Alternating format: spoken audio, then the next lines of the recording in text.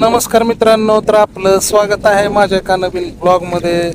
आत्ता आपण आलेलो आहोत मार्डीमध्ये तुळजाभवानी मातेचं मंदिर आहे. तर त्या भवानी मातेच्या दर्शनासाठी आता आपण जाणार आहोत. हे मंदिर आहे उंच टेकडीवर आहे, तर तिथं चारचाकी वाहने सुद्धा डोंगरात जाऊ शकतात आणि एखाद्याला जर पायऱ्यावरून जरी चालत जायचं असेल तरी जाऊ शकतात. तर चला जाऊया तुळजामाता भवानीच्या दर्शनासाठी. मार्डीमधील हे तुळजाभवानी मातेचे मंदिर सातारा जिल्ह्यात मान तालुक्यामध्ये आहे. हे देवस्थान म्हसवड शिंगणापूर रस्त्याच्या कडेला आहे.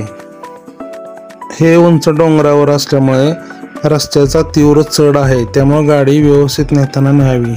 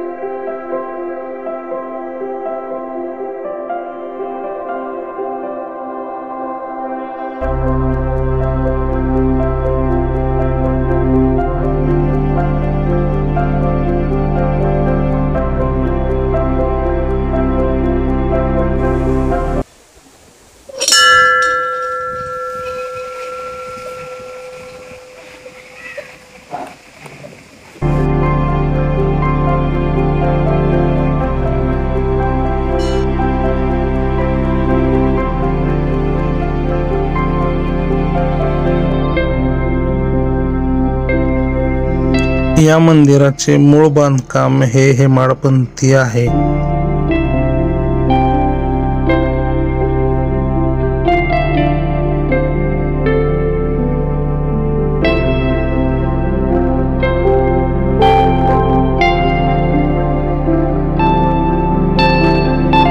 या मंदिरात देवीची अत्यंत सुंदर व भव्य मूर्ती आहे.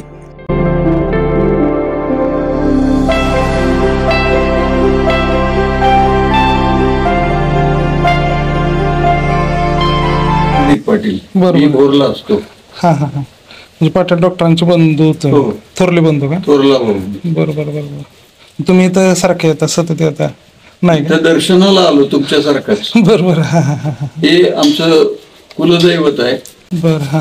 म्हणून आम्ही वर्षातनं कधीतरी वेळ मिळेल प्रत्येक मंदिराच्या स्थापनेची अशाच पद्धतीची माहिती. आता आपण कोटलिंगाची माहिती घेतो ना. कोटलिंगाचं स्थान म्हणजे जे चिखलठाणला आहे, हे पोळ मंडळींचं, आमची ही सगळी पोळ मंडळी यांचं जे कुलदैवत आहे ते चिखलठाणला कोटलिंग. कोटलिंगाचं मंदिरही आमच्या गावात आमच्या सगळ्यांनी सामूहिक वर्गणीतनं छानपैकी मंदिर बांधलेलं आहे. गावातच आहे ते.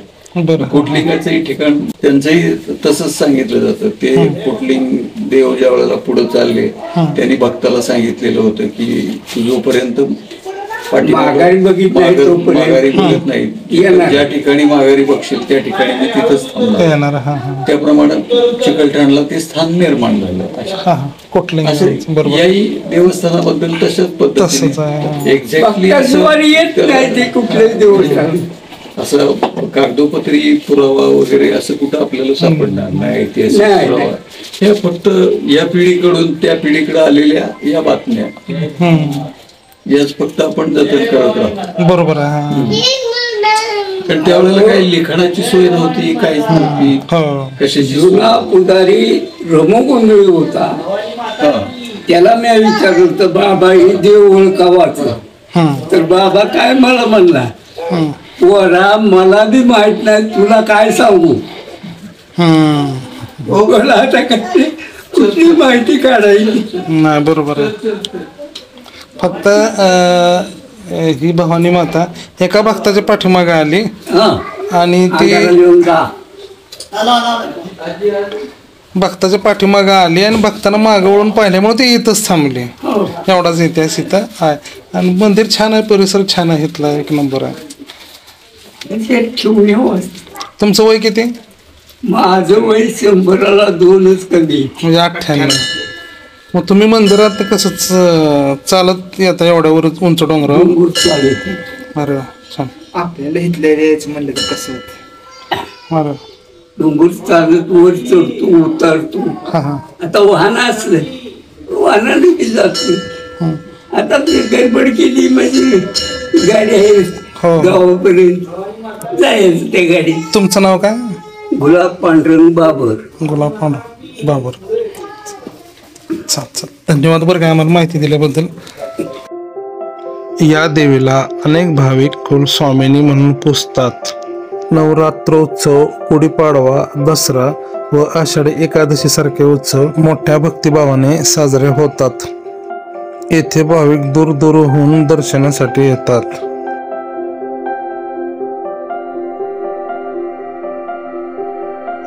हा मंदिराच्या पश्चिमेकडील भाग आहे आणि इथून मंदिराच्या पाठीमागून नैसर्गिक सौंदर्य अतिशय छान दिसत आहे.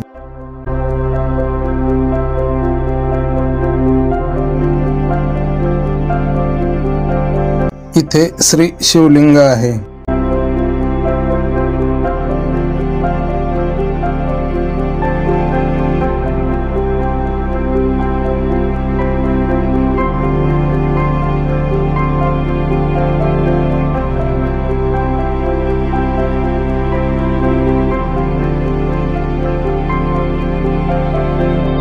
जर भाविकांना देवीच्या दर्शनासाठी चालत यायचे असेल तर पायऱ्यांची चांगल्या रीतीने सोय केलेली आहे. या मंदिराचा परिसर शांत व निसर्गरम्य आणि भक्तिभावाने भरलेला आहे.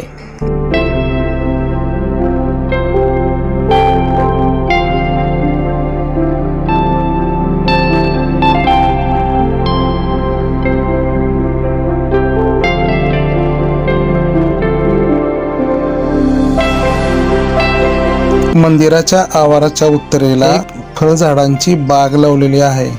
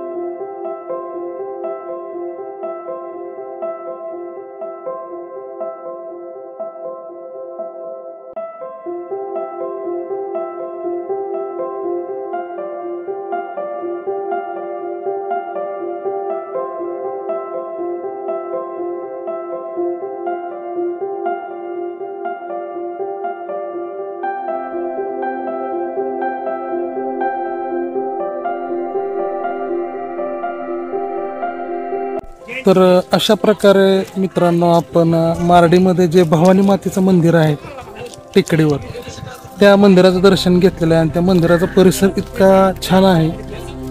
फुलझाडे लावलेली आहेत, सगळीकडे फ्लेवर ब्लॉक बसवलेले आहे, स्वच्छता वगैरे इतकी छान आहे की मनाला अगदी प्रसन्न वाटलं इथे. आणि उंचावर असल्यामुळे जे डोंगरावरून जे दृश्य दिसत आहे नैसर्गिक, ते सुद्धा अतिशय छान आहे. तर मित्रांनो, माझ्या असेच नवनवीन प्रकारचे ब्लॉग येत राहतील. तर हा ब्लॉग कसा वाटला तुम्हाला ते कमेंट करून सांगा. आणि नवीन ब्लॉग पाहण्यासाठी तुम्ही माझ्या चॅनलला सबस्क्राईब करा आणि ह्या ब्लॉगला लाईक करा. धन्यवाद.